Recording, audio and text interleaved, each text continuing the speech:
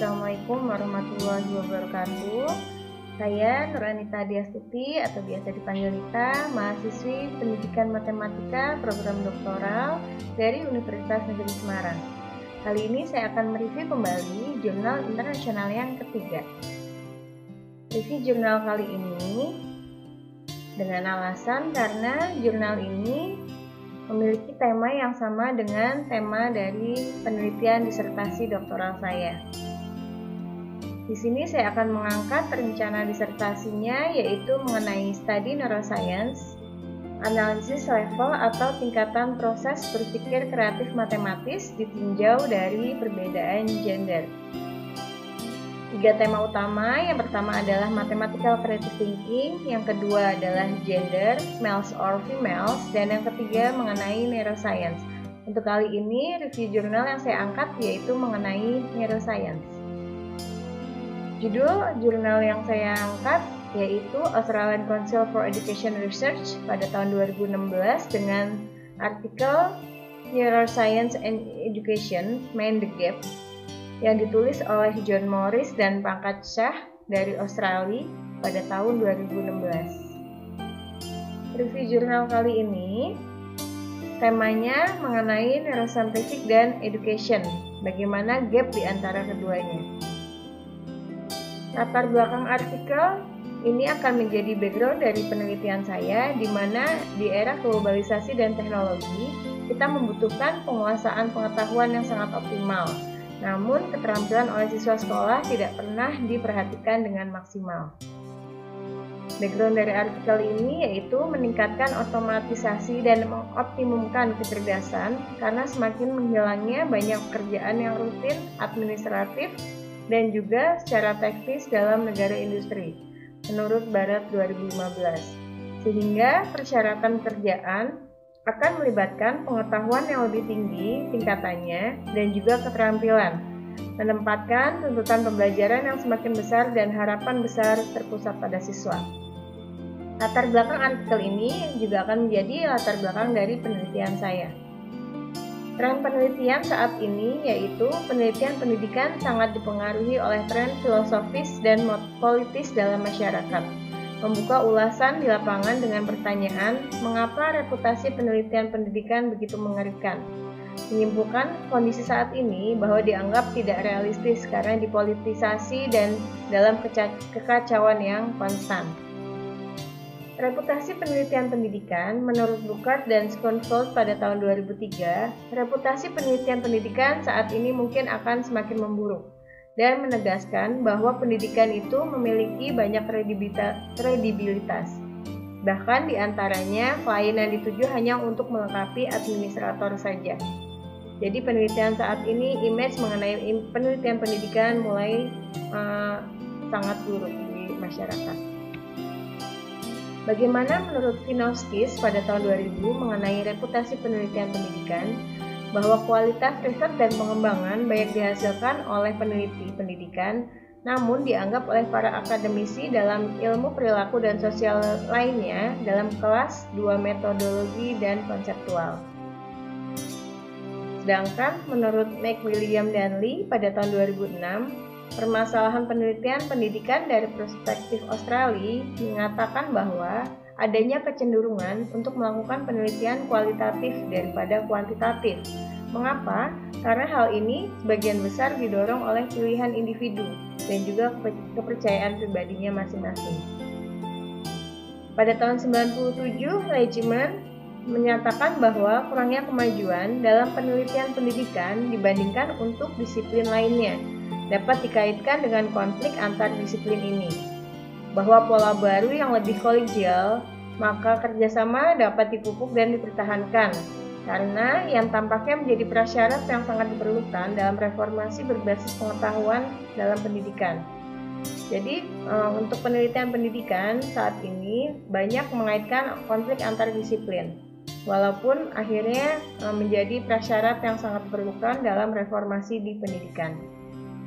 Selanjutnya, bagaimana ide pedagogis dalam kemajuan pendidikan? Artikel ini menjelaskan bahwa ide-ide pedagogis dalam kemajuan pendidikan dibagi menjadi 2. bahwa psikologis dan neuropsikologis ini ketika digabungkan dalam sebuah pembelajaran akan membentuk input memoris yang sangat baik. Bagaimana menggabungkan kedua hal ini dalam pembelajaran di kelas? Pendekatan memori dalam pembelajaran, pengetahuan psikologis dan neurosaintifik dasar ke dalam pembelajaran di kelas itu akan menghasilkan hasil belajar yang maksimal ketika kita bisa menggabungkan disiplin yang lain dalam pembelajaran di kelas. Selanjutnya, akan terbentuk disiplin baru yang disebut dengan pendidikan ilmu saraf. Menurut ilmu neuroscience, otak dan pembelajaran internasional proyek di Pusat Penelitian dan Inovasi Pendidikan OECD dimulai pada tahun 1999 dalam ilmu OECD 2002. Bagaimana pusat multi-institusional untuk ilmu saraf pendidikan telah didirikan oleh beberapa negara, sehingga akhirnya membentuk sebuah disiplin yang baru yang disebut dengan pendidikan ilmu saraf. Pendidikan ilmu saraf ini terbagi menjadi 3 bagian yang menjadi gabungan dari ketiganya juga. Yang pertama yaitu bagaimana cara psikologi tingkah laku di kelas dari siswa. Yang kedua neurofisiologi siswa dan juga proses pembelajaran itu sendiri. Sehingga setelah adanya disiplin ilmu yang baru ini, maka terdapat beberapa tantangan dan kesulitan-kesulitan yang dihadapi untuk neurosaintifik. Menurut teoritis, tantangan ini juga dihadapi akan dibahas oleh Devonshire and Domet pada tahun 2010 dan Shrag pada tahun 2011. Yang kedua adalah tantangan dan kesulitan secara konseptual yang dibahas oleh De Jong 2010. Yang ketiga adalah tantangan dalam hal praktek pelaksanaan pembelajaran di kelas oleh Clement dan Lovat pada tahun 2012 dan Devonshire and Domet pada tahun 2010. Sehingga akan membentuk suatu kajian teori. Yang pertama, kajian teori ini akan menjadi kajian teori penelitian saya dari Darby dan Solsky pada tahun 2015 dan Robertson pada tahun 2012. Menjelaskan tentang efek intervensi proaktif dan retroaktif dalam pembelajaran di kelas. Yang selanjutnya, Bedley pada tahun 84 sudah menjelaskan bagaimana memori jangka panjang dan jangka pendek itu terbentuk dalam proses pembelajaran terhadap masing-masing individu dari siswa tersendiri. Dan inovasi dalam neuroscience akhirnya membentuk teknik neuroimaging modern seperti fMRI dan MEG yang telah memungkinkan dasar saraf dari fungsi kognitif ini untuk diselidiki pada subjek manusia. Sehingga pentingnya variabel atensi, khususnya beban perseptual, menurut Levy 2015, yang telah banyak diselidiki di dalam populasi di sekolah. Jadi penelitian neuroscience ini biasanya terjadi dalam populasi sekolah, menurut Koperus 2011 dan Matsul 2015. Tadi sudah dijelaskan bahwa De Jong pada tahun 2010 menyatakan bahwa adanya kendala konseptual dan kekakuan metodologis dalam penelitian pendidikan tentang beban perseptual dan perhatian. Hal ini masuk ke dalam penelitian neuroscience. Sehingga neurosaintifik ini akhirnya akan mengakibatkan sesuatu lebih objektif dengan teknik kuantitatif karena bisa melihat fungsional dari neuroimagingnya. Untuk menghilangkan ambiguitas dan sirkularitas dalam konsep ini, maka Jegi dan teman-teman pada tahun 2007 meneliti bagaimana pola aktivitas otak yang berbeda di Indonesia. Bagaimana kinerja tinggi dan rendahnya siswa sehingga akan memperlihatkan proses peningkatan beban kognitif dari masing-masing siswa. Selanjutnya, Blackmore dan Fried pada tahun 2005 menekankan pembelajaran dan pendekatan berbasis otak. Jadi dalam ilmu saraf ini adanya pembelajaran dan pendekatan yang berbasis otak. Namun produk pengajaran berbasis otak itu sebenarnya hanya memiliki hubungan yang signifikan ke dalam data neurosaintifik dan seringkali tanpa bukti apapun keuntungannya dalam pendidikan. Ada juga menjelaskan mengenai neuromites yang dipromosikan oleh produk komersial ini termasuk dalam gagasan bahwa individu itu berotak kanan ataupun berotak kiri. Oleh karena itu memerlukan pendekatan pengajaran yang berbeda. Jadi siswa-siswa otak kanan dan otak kiri tidak bisa disamaratakan dalam pembelajaran. Mereka harus diberikan treatment atau perlakuan yang berbeda. Sehingga setiap anak akhirnya memiliki gaya belajar yang berbeda-beda, misalkan visual Dalam ilmu saraf pembelajaran dan pendekatan berbasis otak menurut Blackmore dan Fried pada tahun 2005 menjelaskan adanya pengajaran berbasis otak itu sebenarnya memiliki hubungan yang signifikan ke dalam data neurosaintifik, namun seringkali tanpa bukti apapun, hingga memiliki keuntungan dalam pendidikan. Yang kedua, menjelaskan bagaimana Neuromites dipromosikan oleh produk komersial ini. Di dalamnya terdapat gagasan bahwa individu itu sebenarnya memiliki dua belahan otak, dominan berotak kanan atau dominan berotak kiri, dan karena itu memerlukan pendekatan yang berbeda ketika dalam pengajaran di kelas. Mahasiswa atau siswa dengan otak kanan yang dominan ataupun dominan otak kiri tidak bisa disamaratakan. Kita harus membedakan perlakuan atau treatment keduanya, sehingga setiap anak akan memiliki gaya belajarnya sendiri, apakah itu visual, auditorial, ataupun kinestetik. Berbeda-beda ketiganya, atau gabungan dari ketiga itu. Misalkan visual dan auditori, atau visual dengan kinestetik, ataupun auditori dengan kinestetik, atau mungkin bahkan ketiga-tiganya ada. Sehingga disesuaikan bagaimana cara mengajar di kelas itu, populasi dalam sekolah itu seperti apa, karakter siswanya.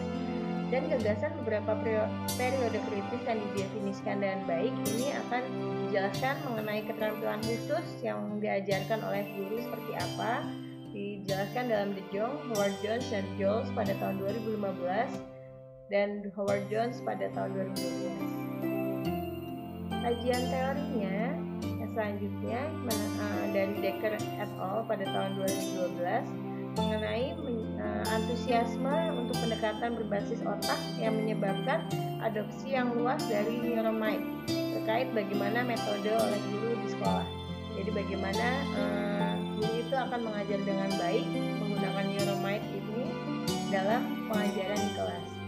Dan bagaimana reaksi terhadap penyalahgunaan ilmu saraf, maka sejumlah penulis telah menyatakan skeptisisme yang mendalam tentang upaya-upaya yang menghubungkan neuroscience dan pendidikan secara langsung. Jembatannya terlalu jauh di antara keduanya. Ini adalah gap yang diteliti oleh Brewer pada tahun 1997 dan Chubeli pada tahun 2009. Adanya perbedaan gap antara pendidikan neuroscience dan pendidikan pembelajaran secara langsung. Selanjutnya ditemukan adanya gap dalam wawasan neurosaintifik, yaitu adanya praktek pendidikan yang mengakui jurang pemisah yang ada di antara kedua disiplin ilmu tersebut.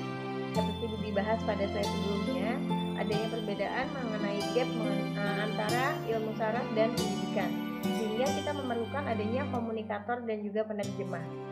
Ini menurut teori Goswami pada tahun 2006, atau juga neuroeducator dan engineer pendidikan.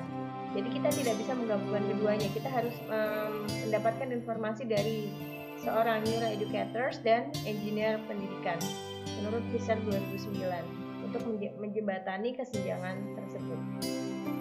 Cara-cara untuk menjembatani kesenjangan diantaranya yaitu mendirikan pusat lintas disiplin ilmu seperti Australian Science of Learning Center pada tahun 2013. Sehingga cara untuk mencapai kemajuan dalam pendidikan dan ilmu saraf, menghindari salah tafsir dan perangkap Neuromite menurut Ansari, Koch 2006 dan Mason 2009, ada beberapa tahapan atau beberapa hal yang bisa kita lakukan untuk mencapai kemajuan. Yang pertama, kita menyediakan sebuah ruang kelas eksperimen neuroscience.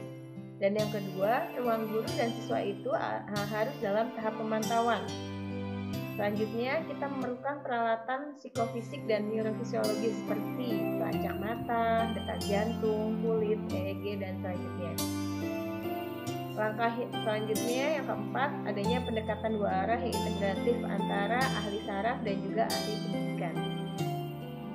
Maka kesimpulan dari artikel ini atau hasil dari kesimpulan dari artikel ini yang pertama yaitu meskipun kemajuan secara signifikan dalam pemahaman tentang dasar pembelajaran saraf dan ingatan selama 100 tahun terakhir, cara penerjemahan neurosaintifik ini dalam praktek mengajar di kelas sangat terbatas karena sedikitnya penelitian mengenai neurosaintifik.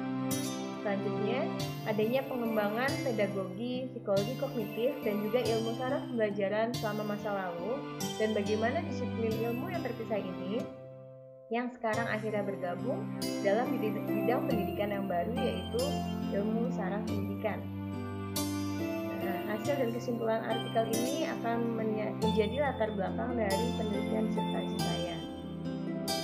Fungsional neuroimaging dan ukuran fungsi otak lainnya, di sini adanya potensi yang berhubungan dengan peristiwa atau ERP, mengidentifikasi wilayah otak yang spesifik dan pola aktivitas yang terkait dengan gangguan pembelajaran, sehingga memberikan saran penelitian, yaitu memeriksa dulu keberhasilan dan janji yang muncul di bidang penelitian neuroscience, walaupun nanti akan banyak ditemukan kesulitan-kesulitan secara praktis, baik praktis maupun konseptual, yang akan dihadapi oleh para ahli saraf di bidang pendidikan, sehingga kita sebagai peneliti nantinya harus selalu waspada untuk memikirkan bagaimana gap atau kesenjangan dan antisipasi apa yang akan dilakukan. Oke, thank you. See you on 4th International Journal Review. Terima kasih saya ucapkan kepada teman-teman dan para pembaca.